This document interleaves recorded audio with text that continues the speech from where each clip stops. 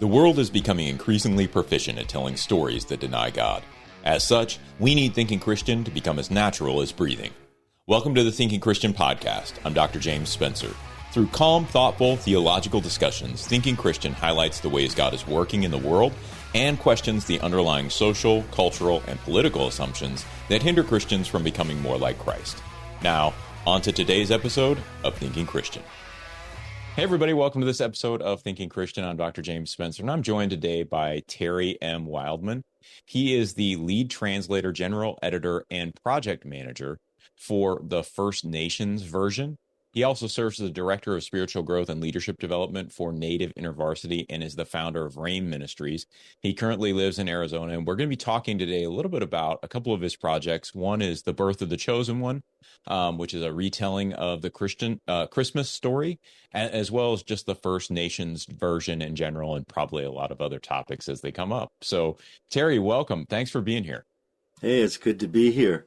Let me give you an introduction in Ojibwe, just a few words of the language. I am not a language speaker, but I have memorized an introduction that I often do. Say, Bujuniji, Bamadazik, Gitchi Animiki Manomashkiki Manadu, Indigo, Terry Wildman, Indishnakas. So what I said in Ojibwe was, hello, my friends who share this life together with me. I said, my name is Terry Wildman, but I also said my Ojibwe name that was given to me by my mentors is Gitchi Animiki Manomashkiki Manadu, which is a voice of great thunder with a good medicine spirit. So I was born and raised in Michigan. My ancestry includes Ojibwe from Ontario, Canada, Yaqui from Sonora, Mexico, as well as English, German, and Spaniard. I'm married to Darlene Wildman. I have 5 children, 8 grandchildren, 4 great-grandchildren.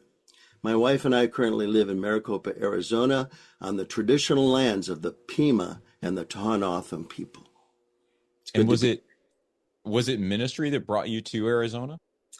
Yes, it was ministry that brought me here to Arizona, and I have ancestral connections out in this region, but also around the Michigan area.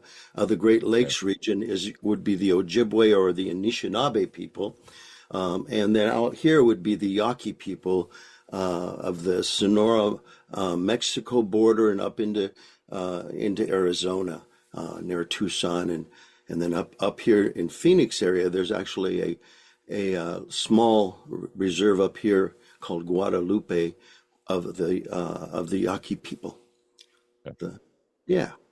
Well, before we dig into the First Nations version and Birth of the Chosen One, I'm wondering if you could just talk and give us a little bit of insight into Native InterVarsity. That was a new thing for me. When I saw your bio, I looked it up, and so I'm a little bit familiar with it, but I think it'd be better if you talked about it and just understand what you do and what that role entails.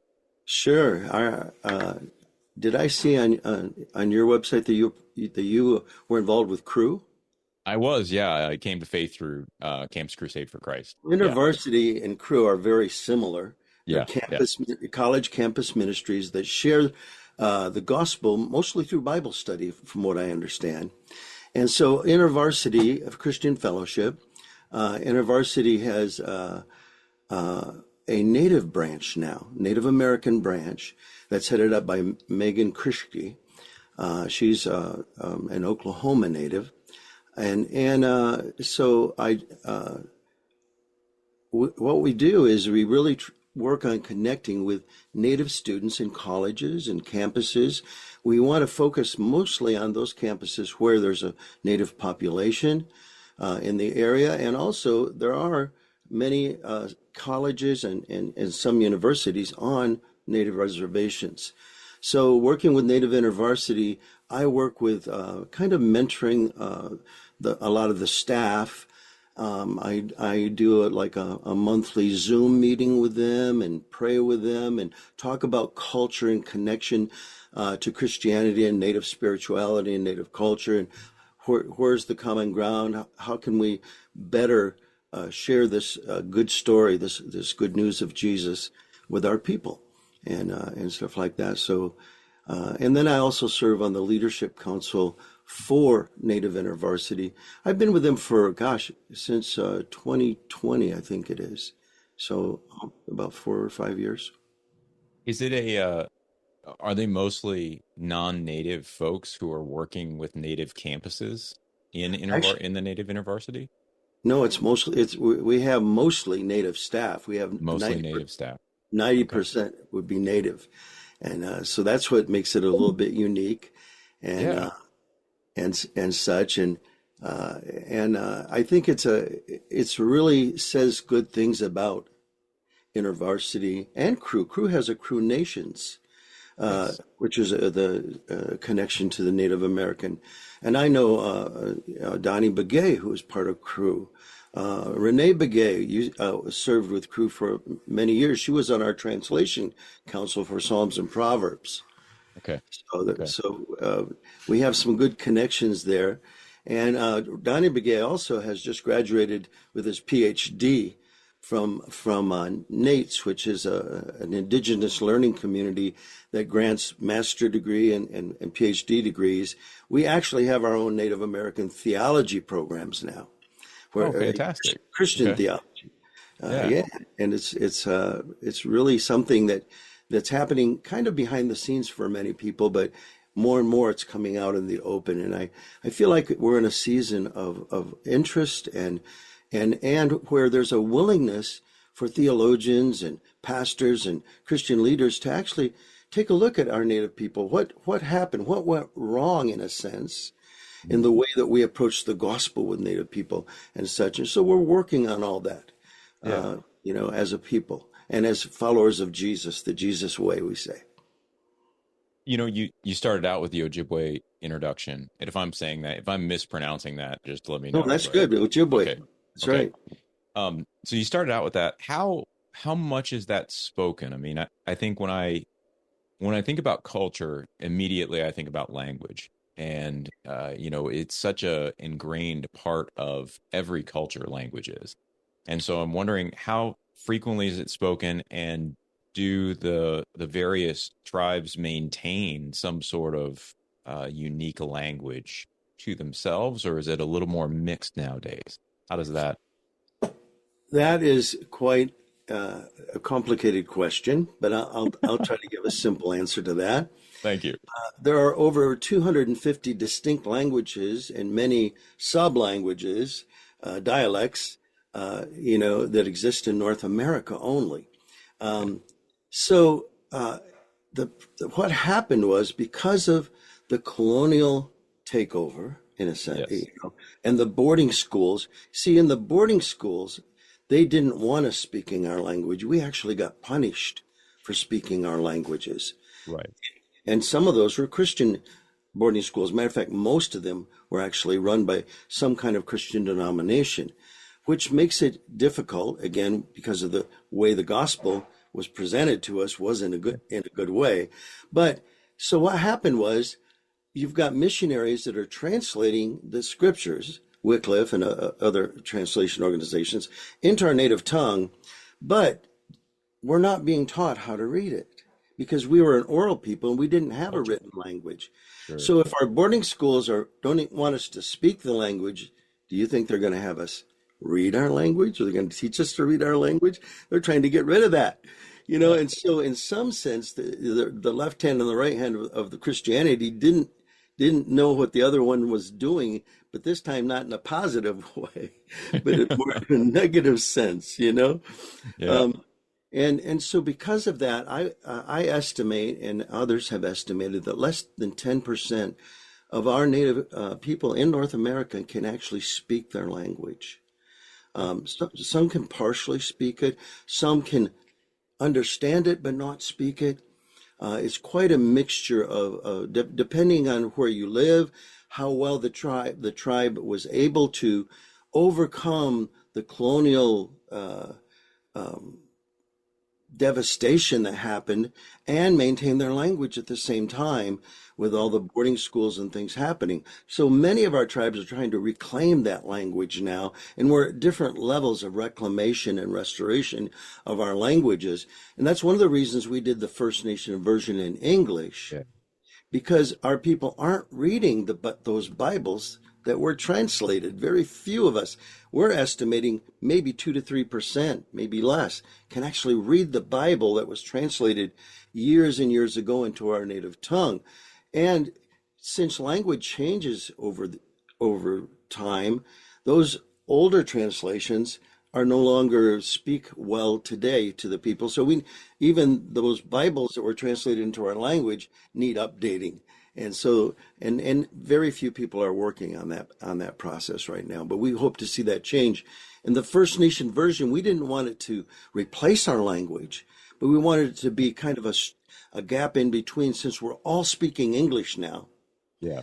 Yeah. We have a common language, but also, we look into the cultural side. We'll talk about that, with the First Nation version. Why is it different than other translations?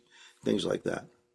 It's interesting. I mean, as I started looking into the First Nations version, it kind of took me back to the Reformation and when Martin Luther translated the Latin and Greek text really into German. And one of the things you find that Martin Luther did was he had to, he couldn't translate exactly what everything was. He had to take some liberties. I remember, and maybe you're remembering this incorrectly, but I think it was a lizard. And he had to translate that, I think, into a weasel, because the German people wouldn't have known what a lizard was. They just had no clue what that was. Right. And as I've looked at other translations, I did some work on I did a piece on the Gen Z Bible, which is it's AI generated and just sort of interesting. And so it does a lot of Gen Z slang throughout the scriptures, but my conclusion of it was it's almost unnecessary changes. Like, my kids are Gen Z, but they can speak normal English. They don't actually need the Gen Z slang. So it was kind of an unnecessary innovation.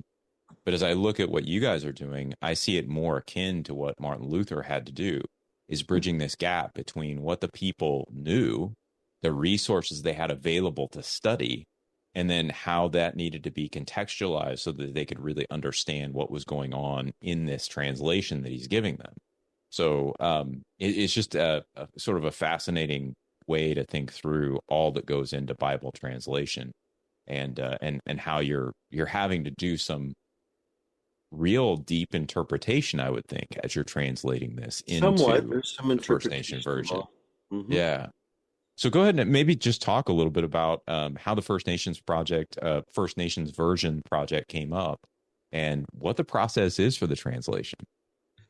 Wow. Okay. Well, the short story is my wife and I lived for 5 years on the Hopi Indian Reservation in northern Arizona, serving as missionaries. We served with Youth with a Mission. We served with the American Baptist churches.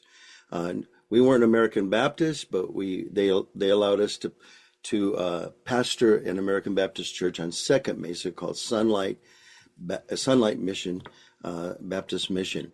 And so, we basically became immersed there. But I went in not really understanding what had happened, And so as I meet different Hopis and I hear they're, if you're traditional, you can't go to church. If you go to church, you can't do traditional things. And there's this big separation between the Hopi culture and the people who are in that culture and the church. And so, and also, while I was there, I began to try to understand what had happened, because as I talked to traditional Hopi people, I felt this resistance to this message, and I found out that it had to do with the colonial takeover, with children being forcefully removed from our people by the government, and how that Christian churches got involved and kind of colluded with the government to kind of what they call civilize our children or Christianize the children. And so it actually created in me a little bit of a crisis of faith. Sure. What is going on? What's happened? And so it took a lot of self-reflection, different things like that. But what I finally wanted to do, I began to notice we did Bible studies in the Hopi jail. And a Okay. lot of the men would come to these Bible studies, and because it was a small group, and they were bored out of their minds just hanging out in the jail. So Yeah. this was something to do, you know? You're And the so, entertainment. yeah, it's sort of entertainment. But I noticed how that they weren't in getting involved. The leaders that I saw and the attempts I made myself, kind of from a Western Bible study perspective of the way we do Christianity Sure. and the way we understand how it's done and what we think is, which is actually contextualized to America. It's Yeah. contextualized in a European way, but or Euro-American way. But um, we started a talking circle, and in that talking circle, which is done in a native way, I found a much more openness to talk and share and different things. And I began to share scriptures, and I began to realize I try to get a response. And they're always trying to respond in a way that was kind of try to make us happy with how they responded because they're such genuine people in the sense they're kind, they're generous. And so they want us to feel good and they want to get the right answer to us, even if they Yeah. don't believe it or anything. What do they want to hear? I want to tell them what they want to hear. Yeah. And so, but I noticed they weren't responding to the scripture. We use the NIV, Mhm. and a lot of the churches on the Hopi Res use the NIV. But I found that, it's English, it's plain, it's understandable. None of them couldn't understand it, but they didn't relate to it. And there's where even that Gen Z Bible you just talked about, Yeah. Yeah. there's there's things that scientists that have studied language and studied communication, words can be very precise Yeah. and very educational, but after a while, those words don't impact a Yeah. person's a person. And sometimes when you change the word and put it more into the way they're used to hearing things, Yeah. even though it says something, the same thing, basically, it says it in a way that impacts the emotions. And so that's what began to happen is I began to work with some of the Hopis and we just reworded the scriptures and very simple things, nothing complicated, nothing that required Greek or Hebrew.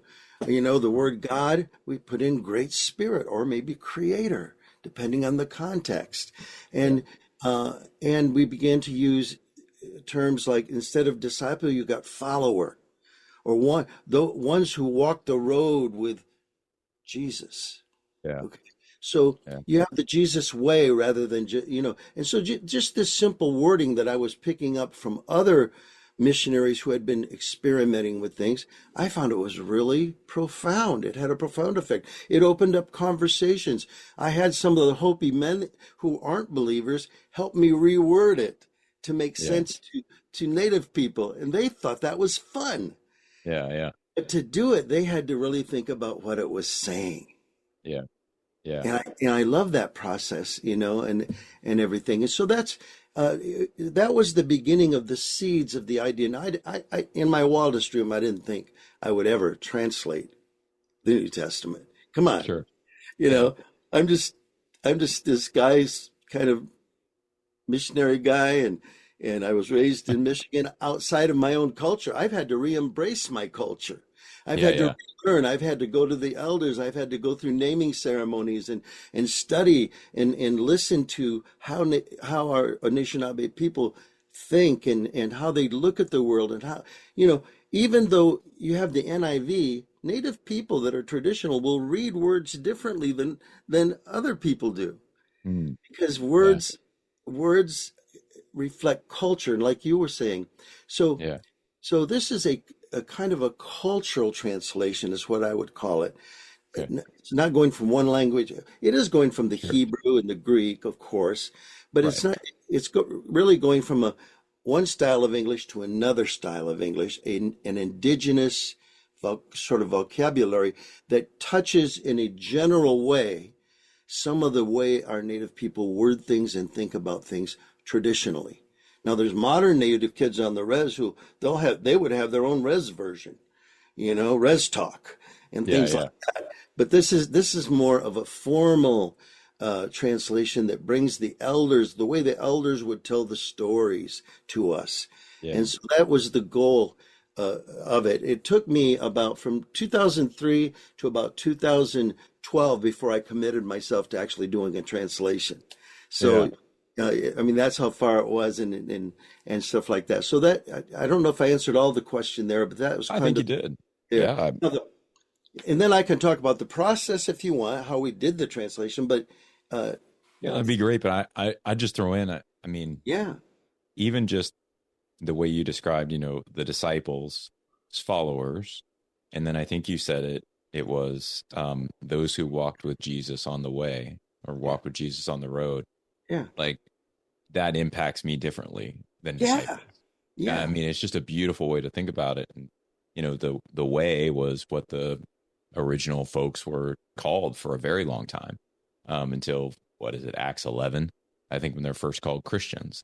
And yeah, so there is this interesting sort of even biblically tradition yes, where it wasn't the church the way we think of a church. It wasn't a different sort of ecclesia.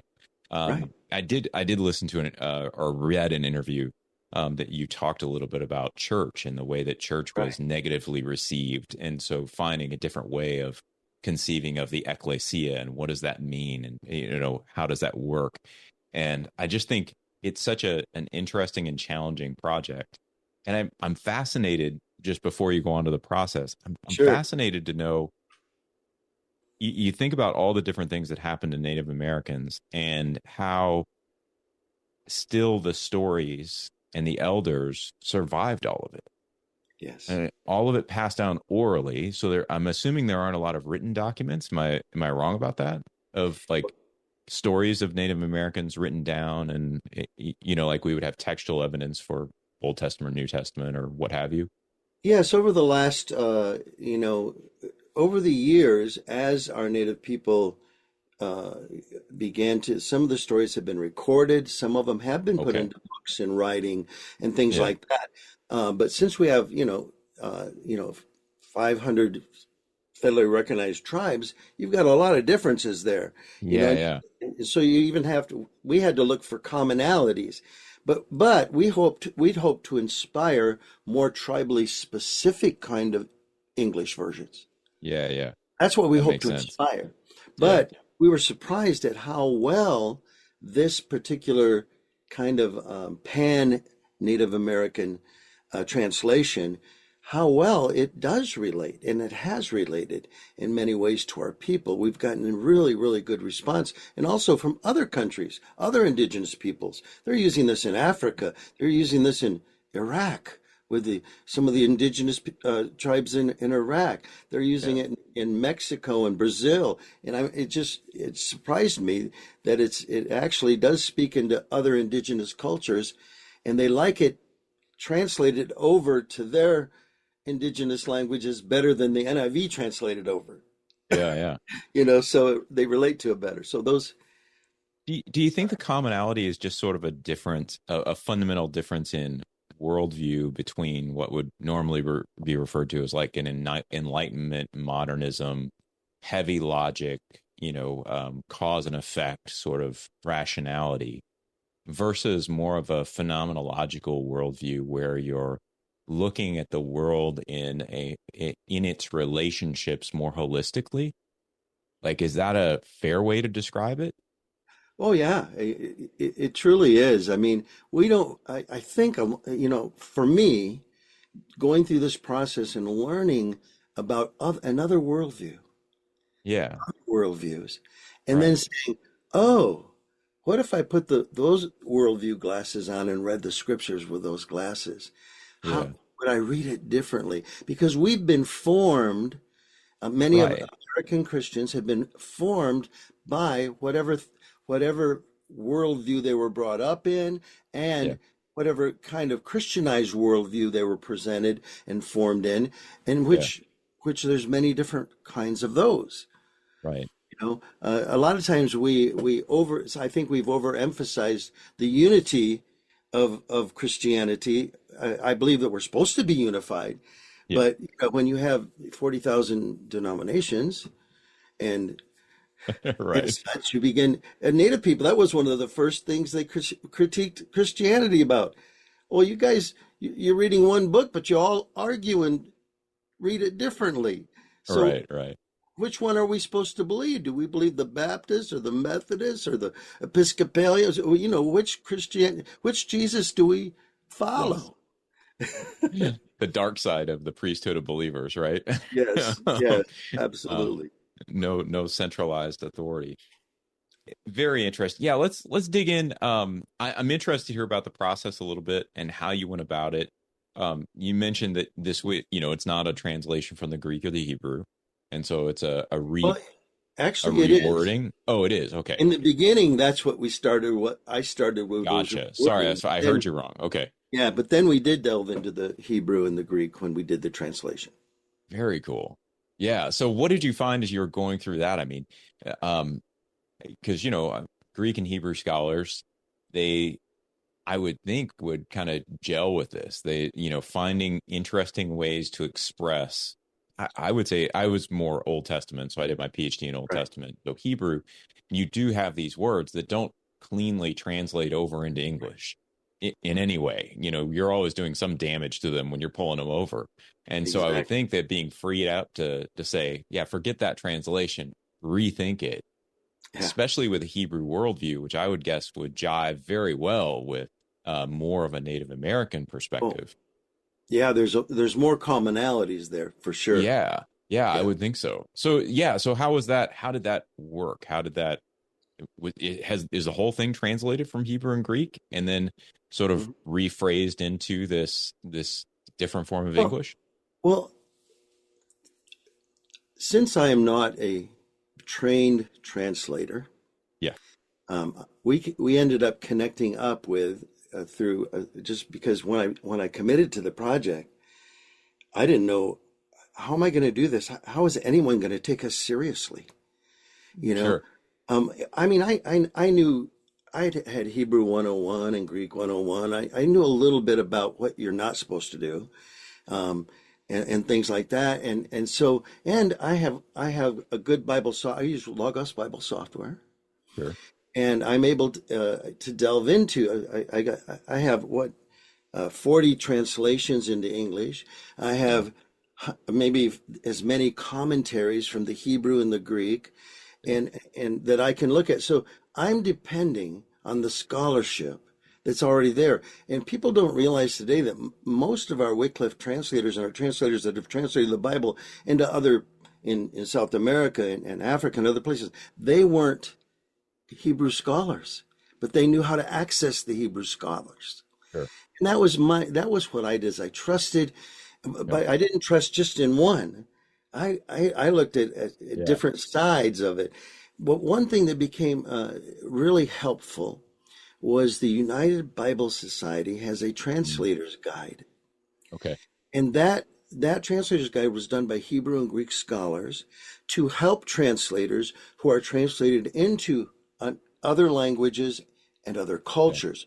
So it actually began to address some of the very things. Oh, you might, if it's this type of culture, you might want to use this kind of wording Oh, for great. this to make Okay. sense. And Yeah. so that was, and I found that after I'd already been quite a ways into it. So I had to go Right. back and double check my work, through them and stuff like that. But it was so helpful. And also we were working with a Bible translation organization called One Book in Canada.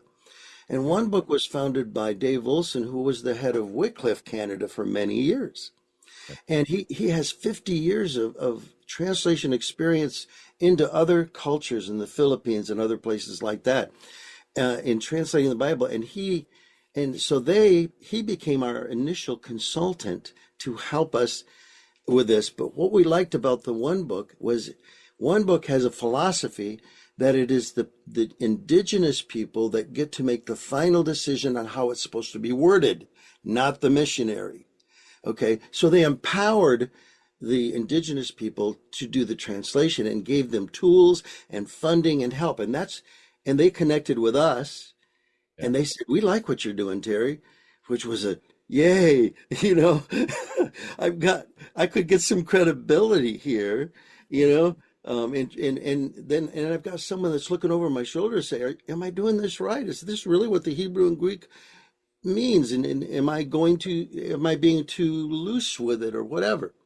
And so that was very helpful. And they also helped us in forming, they decided, and we decided we needed, since this is an indigenous translation, we do things in community.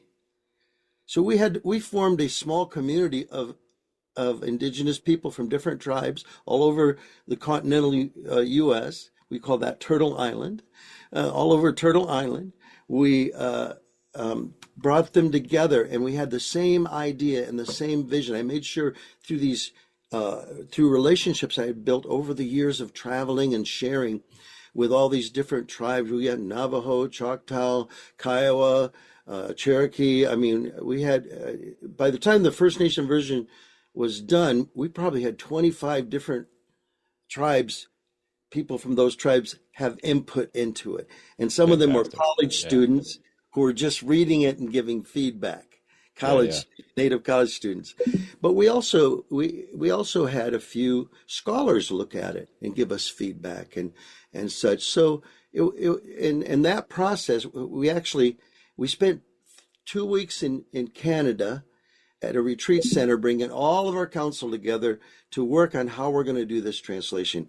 And we had 185 words that Wycliffe identifies for the New Testament. Says you have to get these words right. They're the most important theological word and thing. And so we took those 185 words and we said, okay, how are we going to translate kingdom? How are we going to translate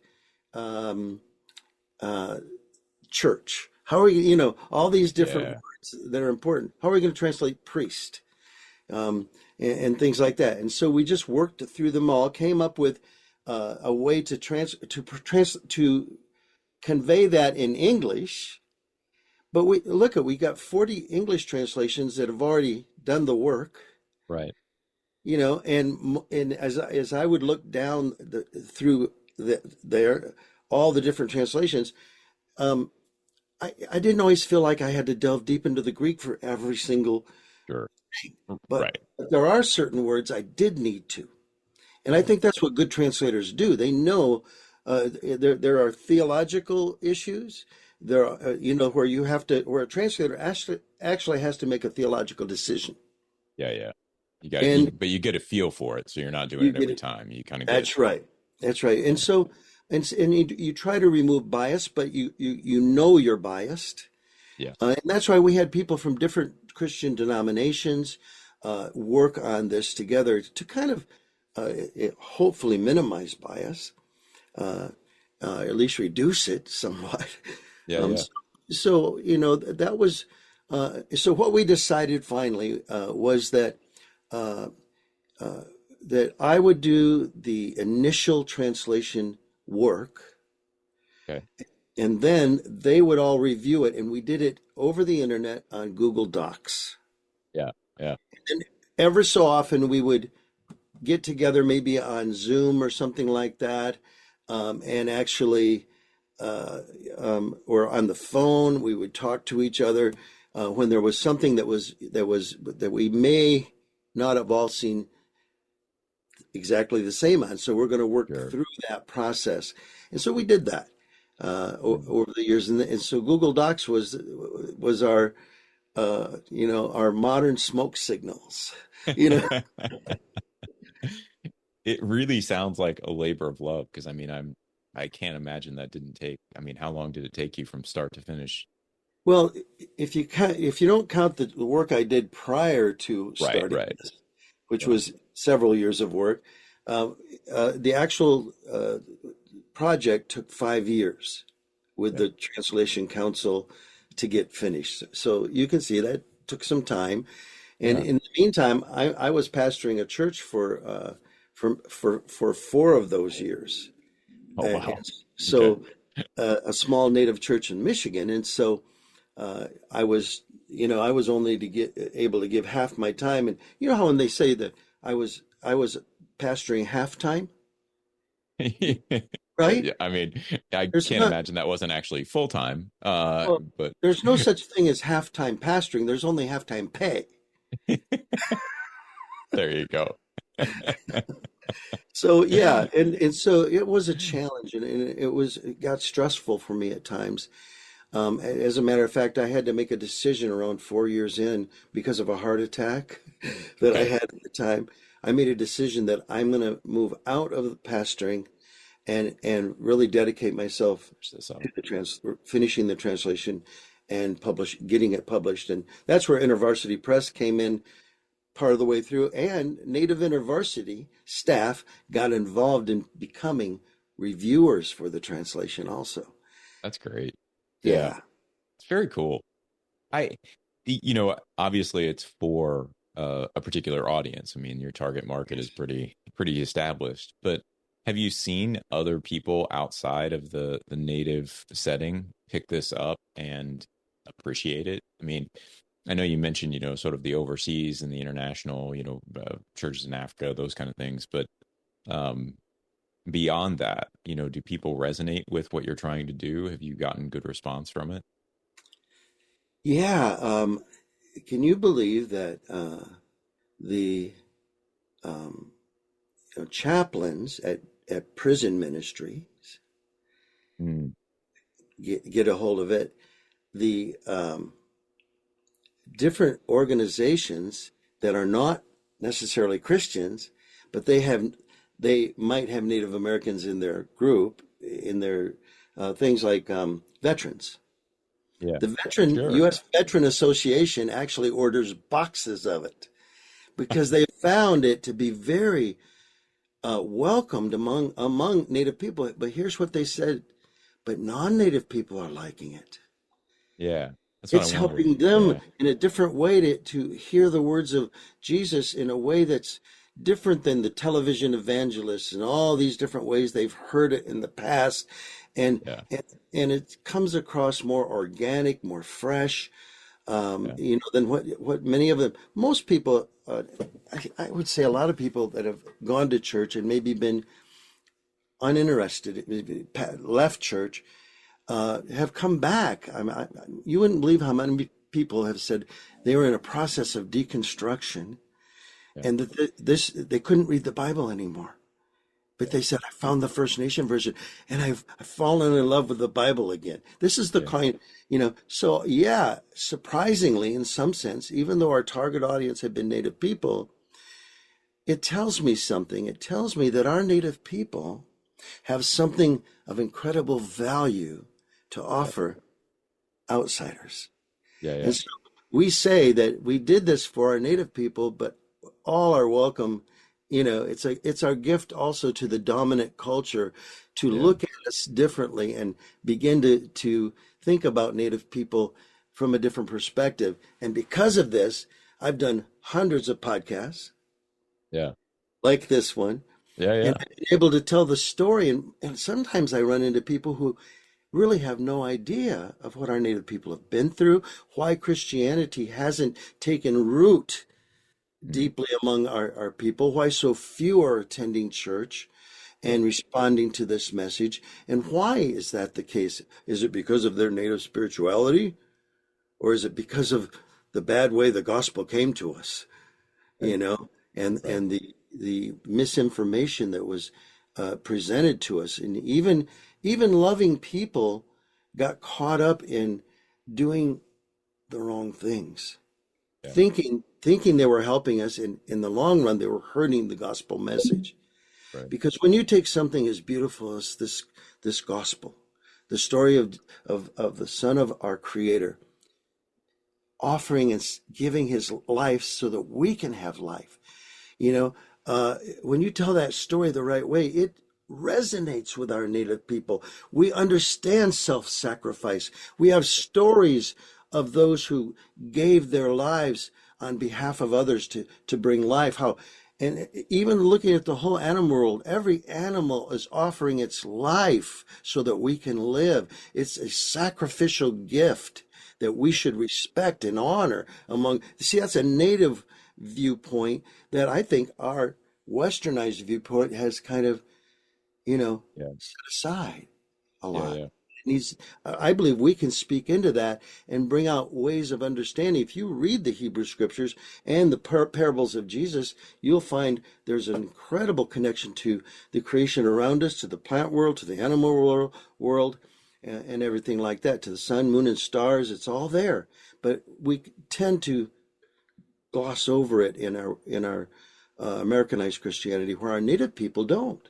We say, Right. "Oh, look at this," and so we find that common ground, and then we Very build on cool. Yeah. that. Yeah. I think that's great.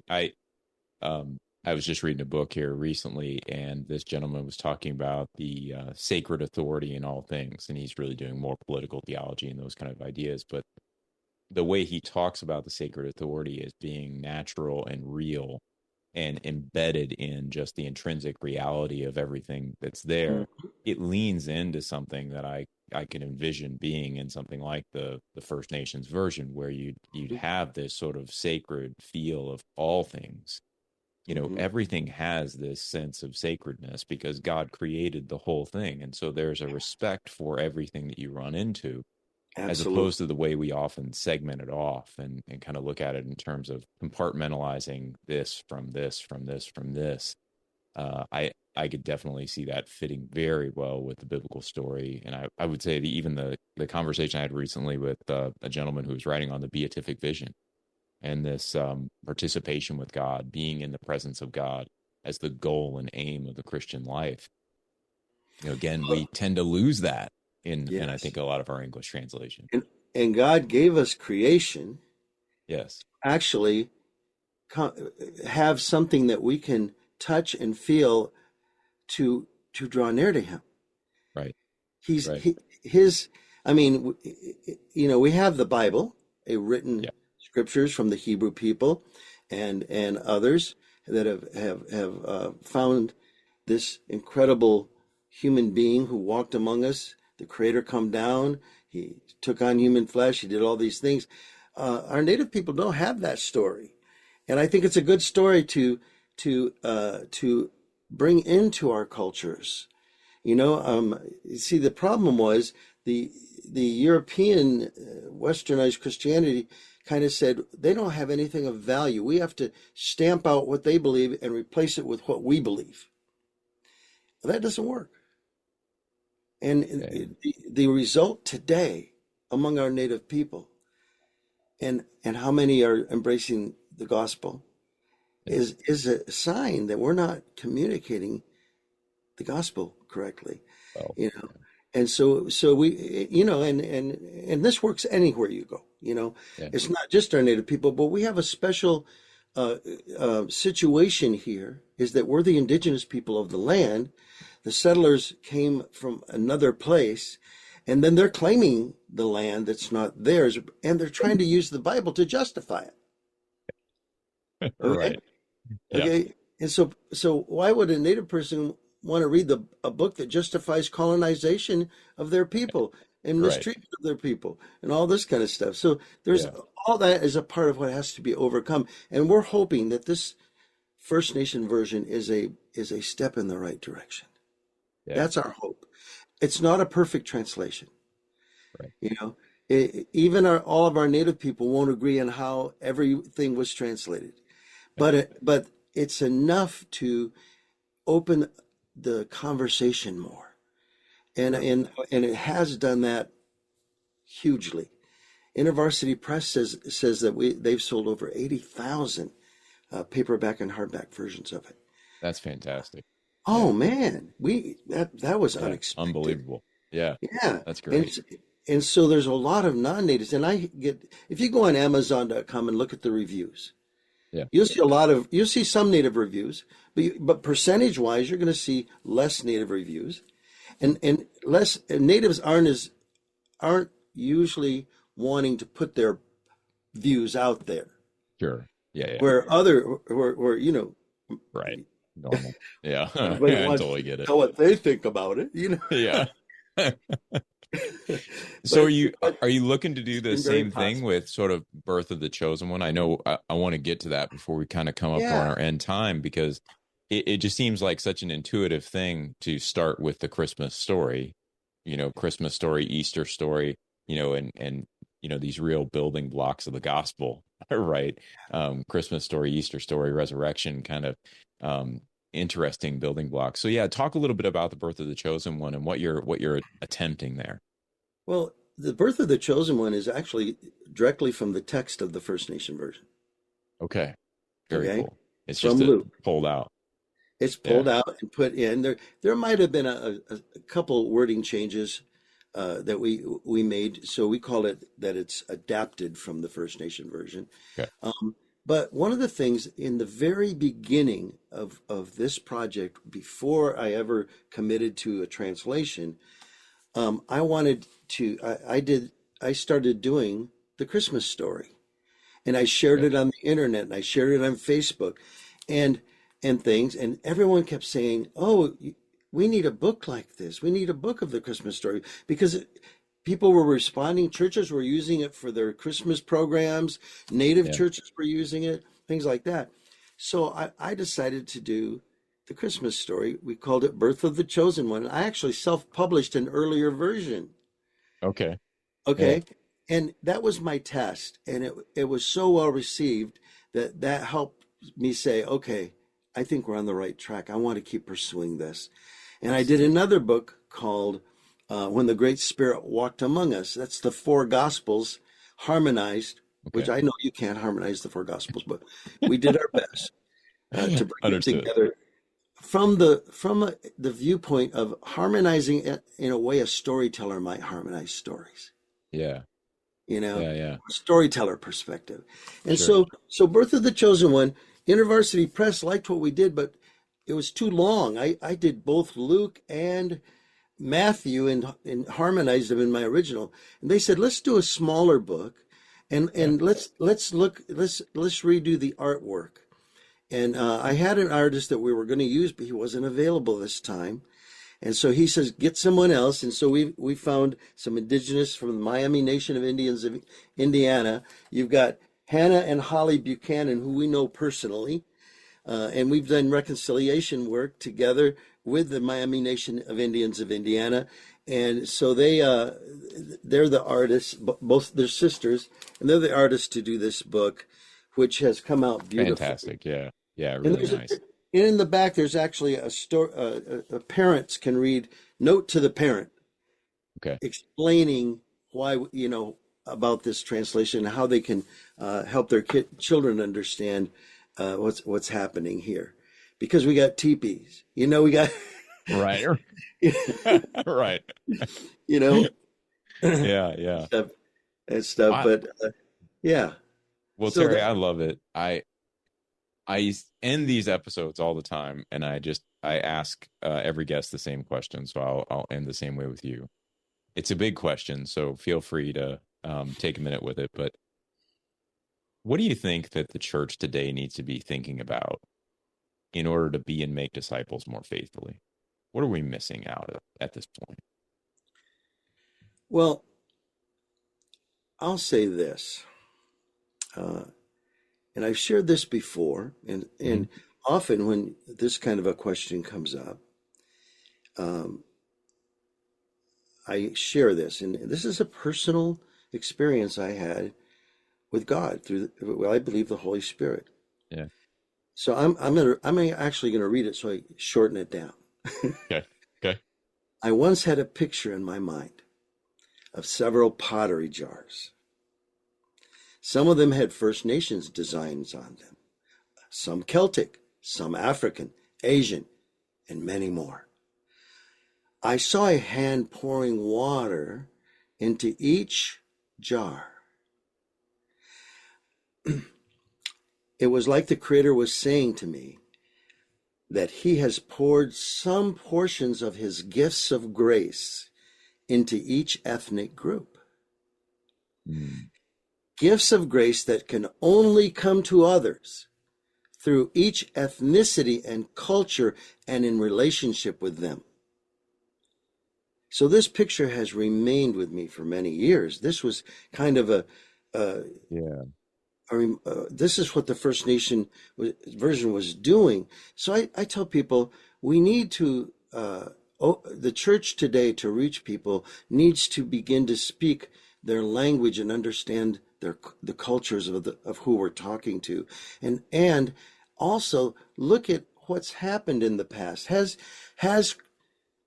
there been a bad representation of Christianity that needs to be addressed, that needs to be admitted to? And I think one of the most important things I think Western Americanized Christianity needs is a dose of humility. Mm. That we are not the rulers of the Scripture.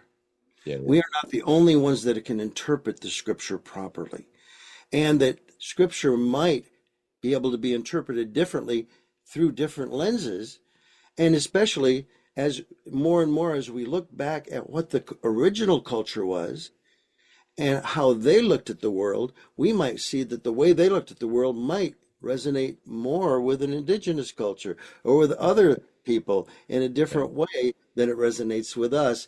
And so I think a humility of heart, a willingness to be open, a willingness to be what I call non-judgmental. Yeah. See, there's been such a judgmental approach toward our native spirituality that it's initially, there's such suspicion that as soon as you hear something that doesn't go with how you've been taught to interpret the Scriptures, you begin to, defenses go up. Yeah. And so we've got to let those defenses down. And we still need to be discerning. Sure. But it's possible to be discerning, but still to be very open-hearted and listeners. So I think we just being better listeners would be a good thing. Well, Terry, thank you so much for being here. That's a beautiful answer, and I think a beautiful project. Just overall, I really love what you're doing. And so I just encourage listeners, we'll put the link to the book in the show notes. IVP has generously allowed us to do a 20% discount for both books. And so that'll be in the show description as well. And so I just encourage you to go and pick this up. I think it'd be well worth your while. The portions of it that I've been able to read, I've really enjoyed. And I think this conversation just demonstrates how important this can be for us to even think about opening ourselves up to something fresh and new and being non-judgmental about it. And I just love that as the last word. So, Terry, thanks so much for being here. It's good to be here. Could I read what we call the Lord's Prayer? Please. Share it with you. Here's a sample of it, and it'll raise more questions, but that's okay. We don't have to go into that today. But let me read from Matthew, where we call it, He gives His followers a prayer.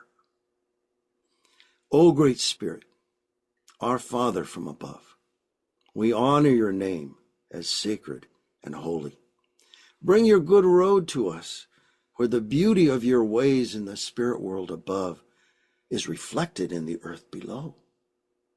Provide for us day by day the elk, the buffalo, the salmon, the corn, squash, the wild rice, all those things we need for each day.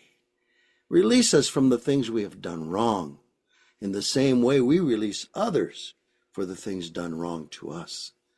Guide us away from the things that tempt us to stray from your good road, and set us free from the evil one and his worthless ways. Aho, may it be so. Fantastic. Yeah. Great way to end, Terry. Thank you so much for sharing that. That was beautiful. Love it. I always say, Miigwech, Bizindawiyak, in Ojibwe, thank you for listening. Yeah. Thank you for talking. Thank you for translating, and just thanks for being here. All right.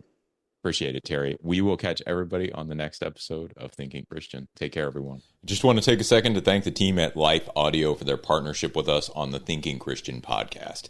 If you go to lifeaudio.com, you'll find dozens of other faith-centered podcasts in their network. They've got shows about prayer, Bible study, parenting, and more.